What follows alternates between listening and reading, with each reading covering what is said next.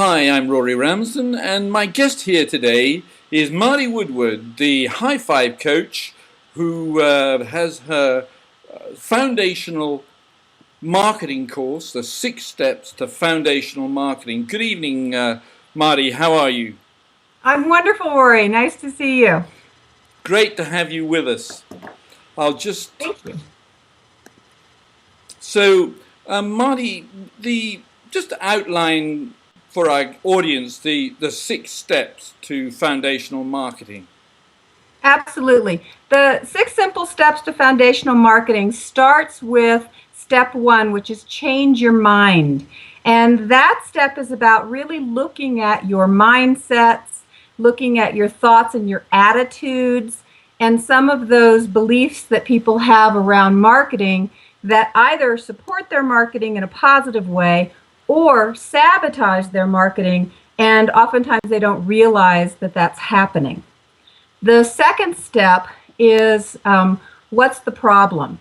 And that's really the step around finding your niche, finding your market. And most people think that a market, a niche, is a demographic, when in reality, it's the problem that you help people solve. So the third step is I can help, which is your system, your signature system for how it is you solve that problem.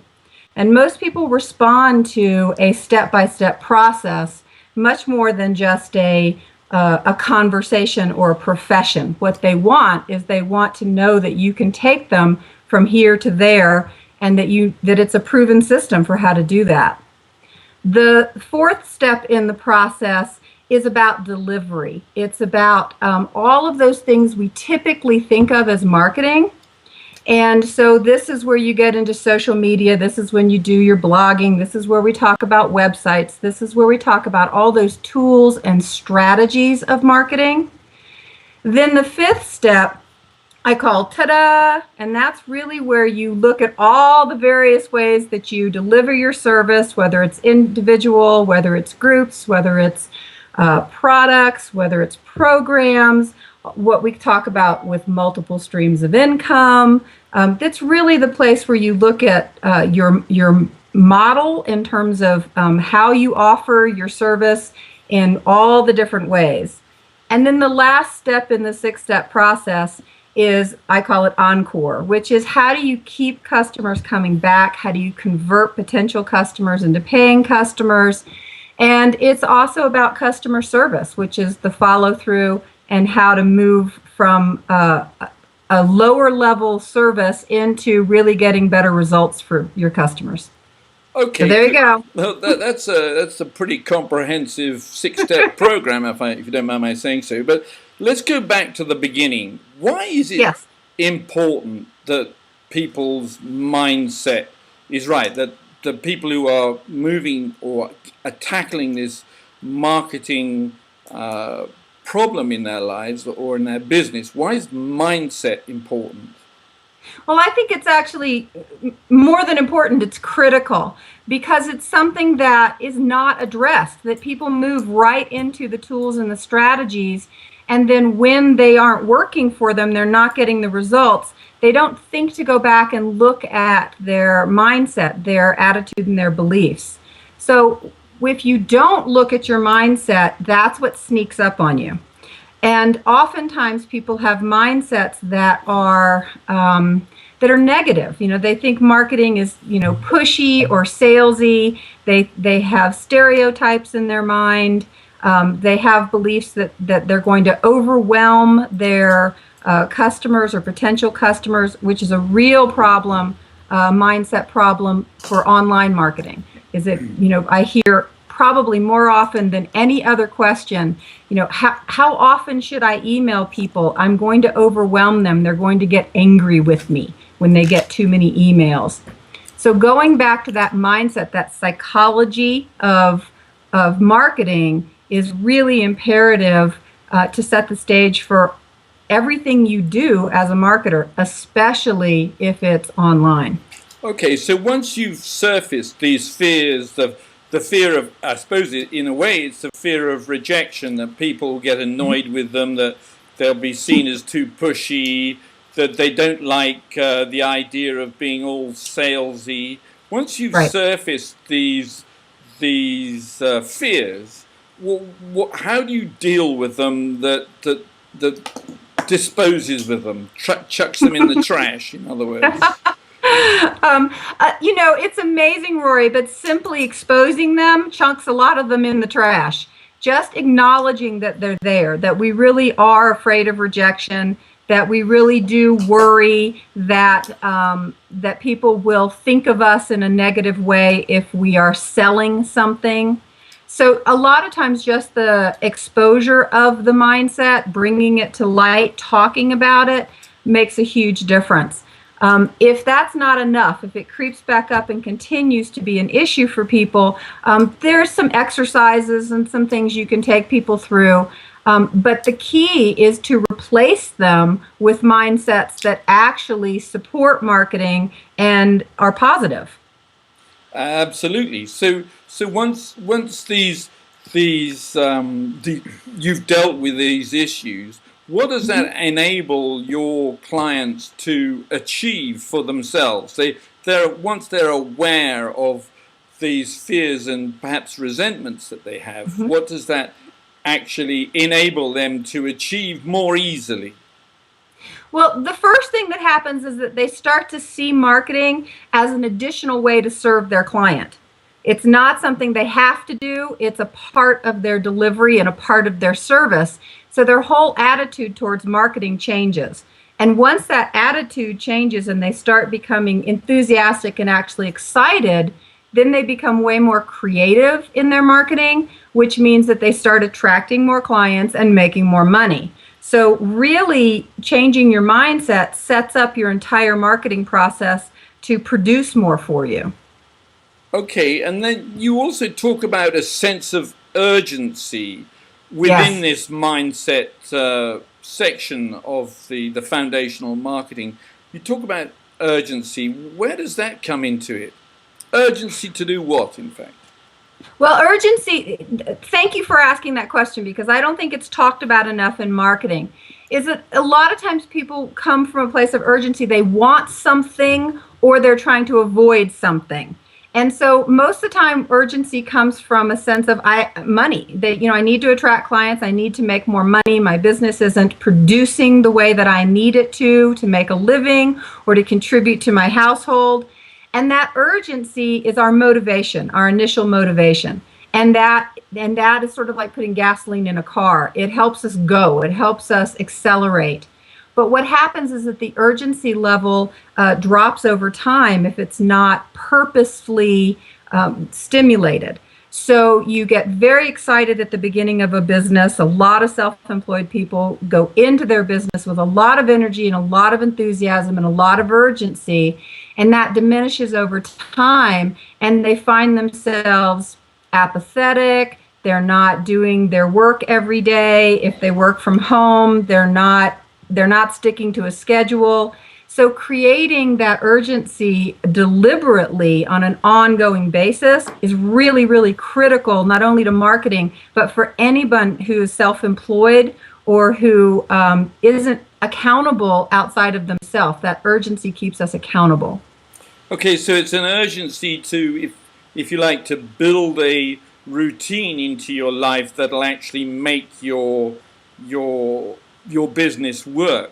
But in fact, the marketing messages that you're talking about, it's more a question there of hurry up and wait, because you don't want to be invading your customers or your prospects' space with too many marketing messages too soon, do you? No, you don't. But at the same time, there's a lot of marketing that goes on behind the scene. There are longer term strategies that you can join discussion groups online. You can be posting status on Facebook. There are a lot of things you can be doing on a regular basis that build your market that are not invasive. You can also be developing content if you have programs or if you're a service model, and that content development is going on behind the scenes as well.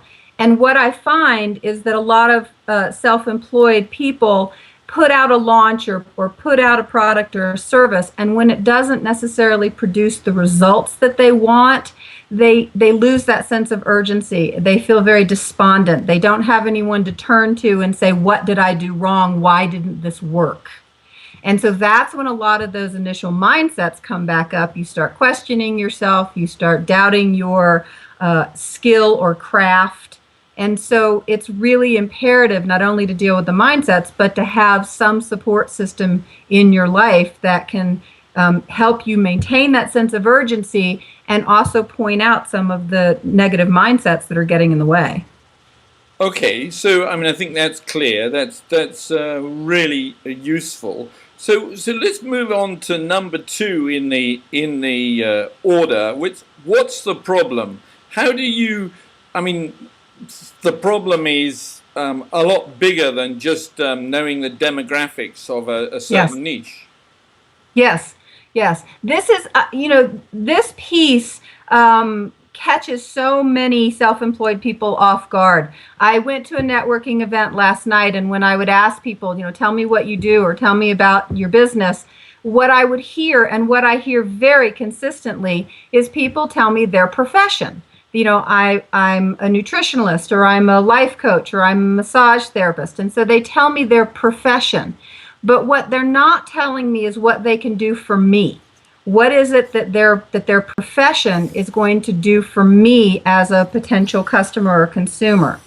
And so your niche is not so much about your profession, it's about the problem that you specifically solve for your customer. And that's a very different mindset. That's a very different way of talking about and thinking about your business and speaking about it in terms of results and what it is you do for people, rather than telling people your profession. Okay, so I mean, your customers are really only interested in one thing anyway, and that is, what's in it for me? So you're answering that question. Yes, exactly. Okay, so but how do you actually get into their heads? The ultimate, the niche, the audience. How do you get into their heads and find out what is the challenge that keeps them awake at night, and that they're prepared to pay to have someone solve? Yeah, wonderful question, Rory. Do what you just did, which is think about what is the problem that keeps them up at night, or that they wake up thinking about. You can certainly ask any of your customers or clients, previous customers and clients, do the survey, ask the question, find out what they would consider their biggest problem. And then another idea I have is that very few people would, if they're having a problem with something, would sit down at Google search and click in, I'd like a more balanced life. I mean, I don't know anybody that puts, I want a more balanced life in Google search. So start thinking in terms of, your ideal client. If they were to sit down and put a search in, online for help, what would be some of the words they might use? What would they be looking for? And it's not balanced life. And there's so many phenomenal life coaches out there who that's what they're marketing. And that might be ultimately what happens, but nobody's looking for that in terms of a problem that they're willing to pay to have solved. So basically, the life coach needs to start drilling down beyond from the surface, balanced life, and start lateral thinking to drill down to find the real problem. Yes, and it's not just life coach as an example. I was speaking to a yoga teacher last night, and she and I were having this conversation. There's a ton of yoga teachers in our town. So what is her niche? Is it prenatal yoga? Is it pain elimination? Is it women over 50? Is it, what is her niche? What's her specialty? And that's a key to what's the problem, is finding your expertise, your specialty. And if you think about the medical profession, physicians who have a specialty can charge more.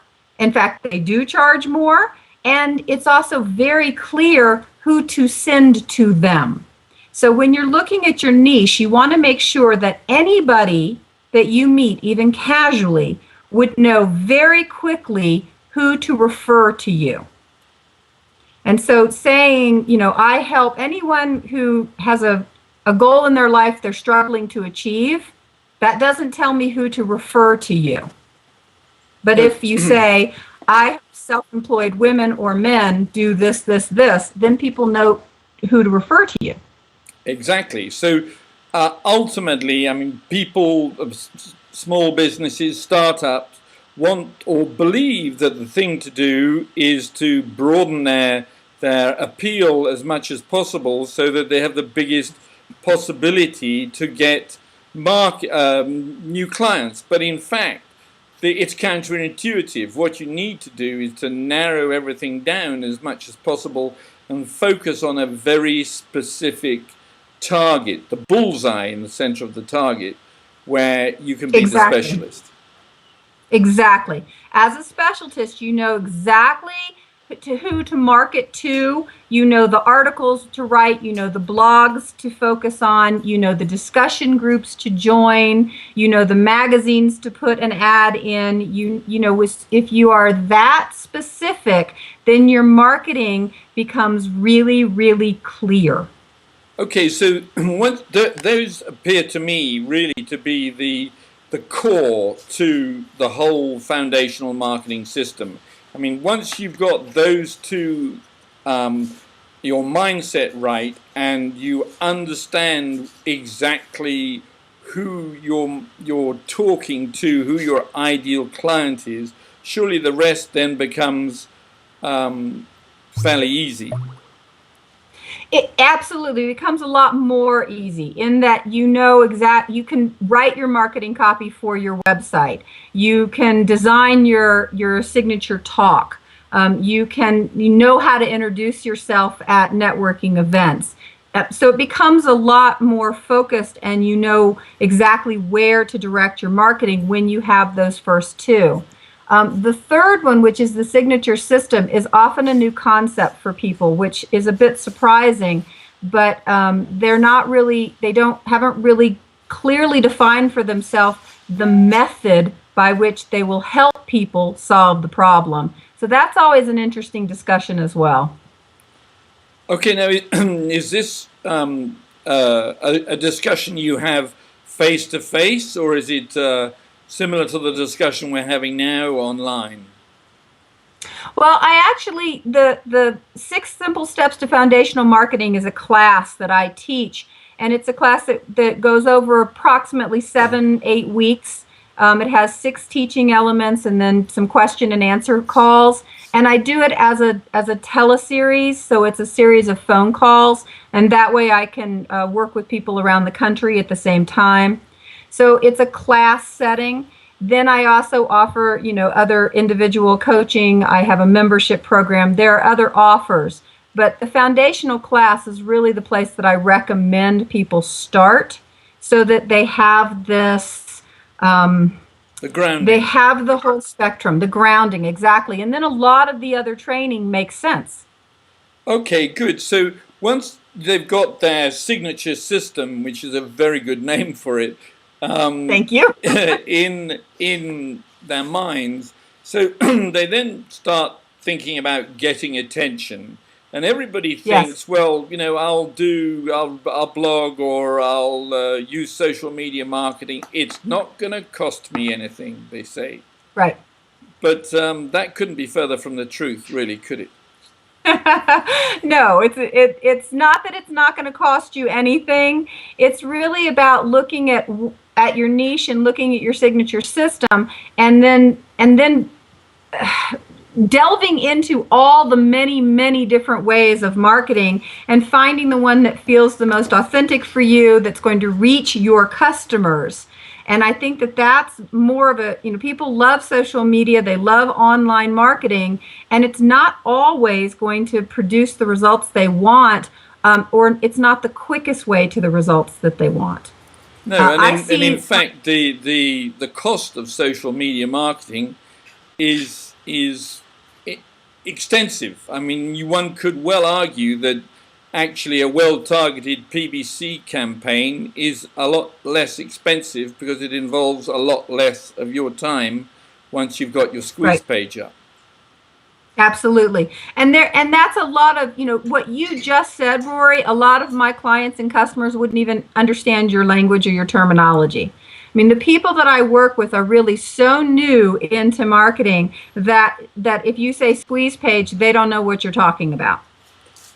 Right. But I mean, the idea of being able to turn on traffic and turn it off whenever you want is the ideal, isn't it?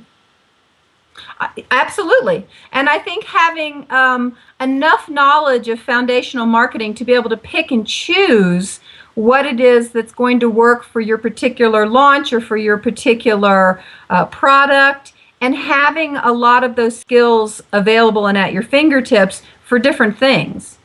Different professions are going to work better face-to-face marketing, or really, I think realtors still do really, really well with direct mailing, where that is just not something that's necessary for a lot of other professions. If you really do sort of a face-to-face, I have a friend who's an acupuncturist, and she's really exploring the idea of how to do more than simply work on someone who's on her table in front of her so that she can leverage her time and her knowledge. It's a very different way of thinking in marketing now that she would never have considered 5 years ago. Because actually, everybody's talking, or there are a lot of people talking about marketing on the internet, but really direct mail works probably better in some markets than doing it on the internet. Yes. Sending postcards, for instance. Right, exactly. And that's a lot, if you don't really understand marketing, sort of from beginning to end, the whole process of marketing, it's very difficult to pick what's going to work well for you. And there's so many choices out there that you really need to have that foundation for marketing, the understanding of what's out there, and then begin to pick and choose what's going to work best for you, for your style, for your personality, and for your business. Well, and of course for your prospects. I mean, you need to be where they are rather than where you want them to be, if you understand what I mean. Exactly. Exactly. So moving on to number 5 in the system, which is the delivery cascade. How does that work? Yes. Well, there again, it's a concept that a lot of people who are familiar with marketing, it makes sense to them, which is the idea that one thing cascades into the next thing. If you go and you are a speaker at an event, then part of what you do is you upsell, or you make an offer for the next service that's going to produce greater results for your audience. That idea that one marketing technique cascades into the next, and that every time you move your customer to the next level of service, you're moving them to the next level of result. And so it's not a used car salesman sleazy thing. It's actually, if you want this result, this is what I can do for you. If you want this result, this is what I can do for you. And it cascades to better and better results through different strategies and different product deliveries or service deliveries. Okay, and then so finally we get to Encore, which is I imagine the development of new products and new services on the value staircase that you can offer your existing clients.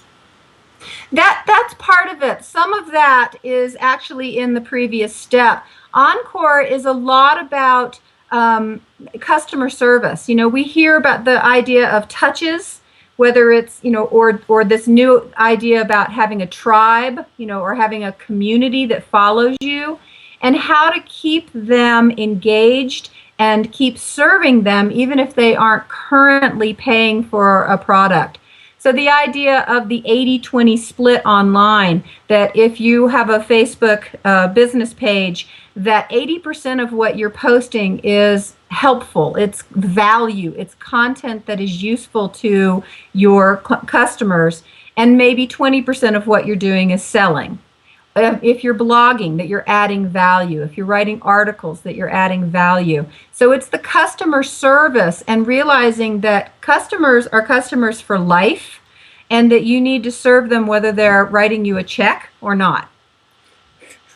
Well, of course. I mean, but the important thing that a lot of people, I understand, miss was really summed up by Edelman's digital survey, which says that 1 in 3 people don't trust marketing messages. So just to go right back to the mindset again, if you as a marketer don't even trust, you're not really congruent with the idea of marketing, how do you expect your clients to be?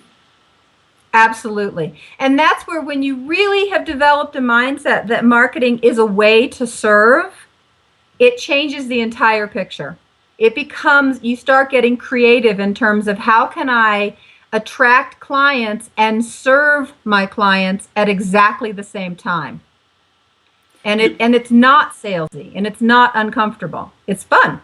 Well, yeah, I mean, marketing done well is not selling. I mean, there is a difference between, in a company, between a marketing department and a sales department. They are two different disciplines. So, so online marketing should not be seen as salesy at all. It's first, I believe that first it's to do with service and getting your customer or your prospects what they want before even thinking about giving them a sales message. Absolutely. Marketing is very, very much about relationship building and really beginning to build the know, like, and trust factor. The choices out there are numerous for potential customers, and they really need to relate to the person that they're hiring. And so marketing is about saying, this is who I am, this is what I can do for you, this is how I will do it, and if that appeals to you, I'd love to work with you. But understanding that our customers and clients have lots of choices, and that they're going to do their research.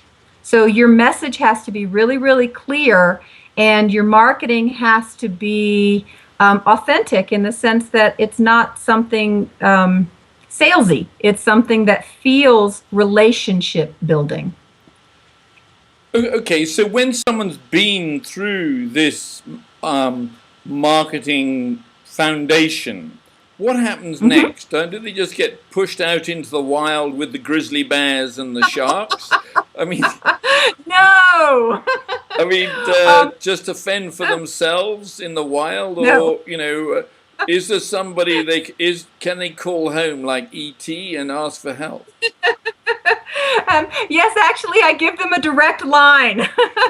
That part of what happens in my foundational marketing class is that I also include a 6-month membership to my marketing membership program, so that when they have finished the foundational class, they have an additional 4 or 5 months of being in a community with a mentor. They have ongoing monthly trainings. I think it's an absolute imperative that you have an ongoing support, and that you have some place to present your marketing copy and have other people's feedback. You can talk about your niche and see if it's really as clear to other people as you think it is.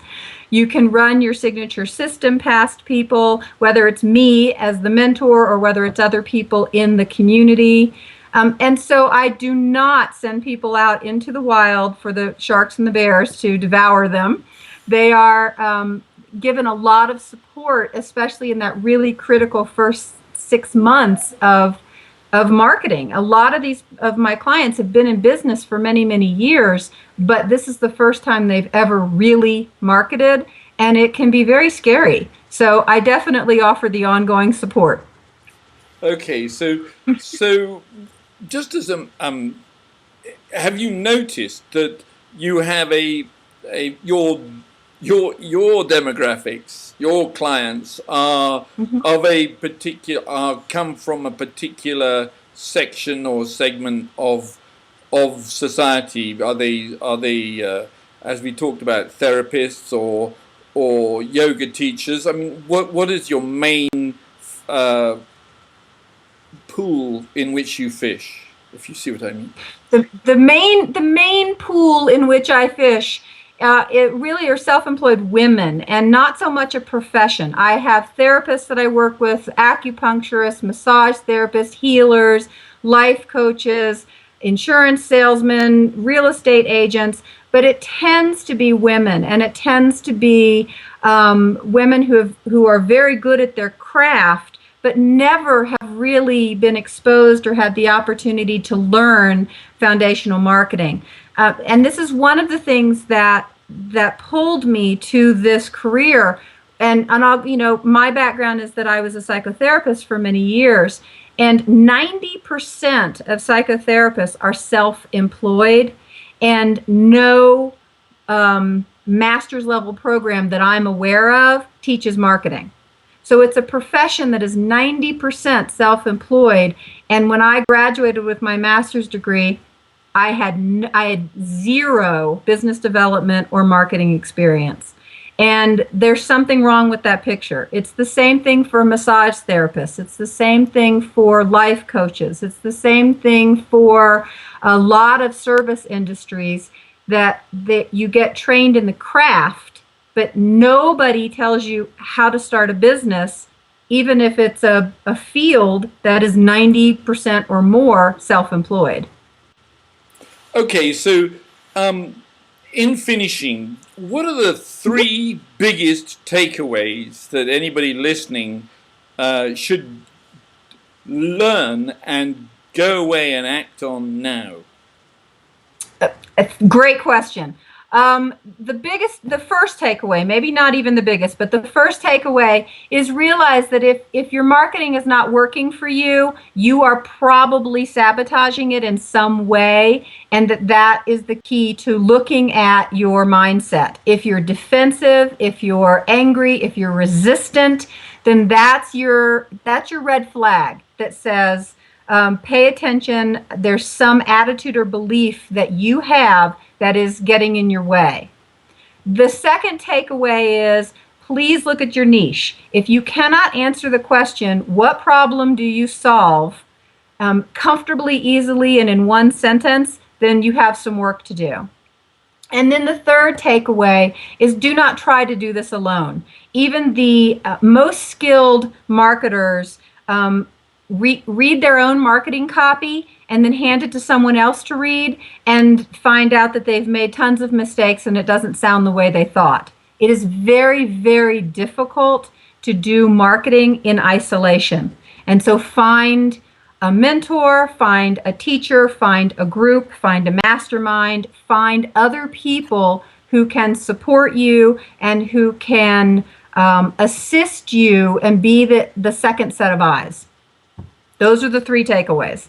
Okay, so that's really very useful indeed for people who are wanting to do their marketing themselves. So yes. Thank you very much for that, Marty. It's been great to talk to you, and Thanks, I hope we get the opportunity again soon. It sounds to me like you've got a lot of work to do with psychotherapists and just about any niche that you've mentioned here today. So thank you for that, and we'll speak to you again soon. Bye-bye for now. Thank you, Roy.